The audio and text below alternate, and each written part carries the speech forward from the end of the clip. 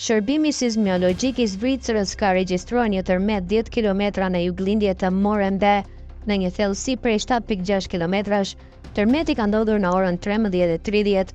Sipas shërbimit sismologjik, magnituda e tërmetit ka qenë rreth 3.1 e shkallës Richter. Tërmeti në kantonin e Vallais ishte ndier mjaft qartë afër epiqendrës, sipas raporteve.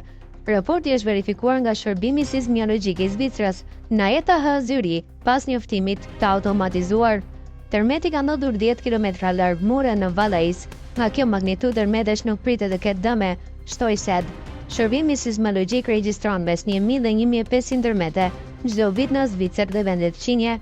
Popullsia zakonisht ndjen rreth 10 deri 20 tërmete çdo vit në magnituda të paktën 2.5 ose më të larta.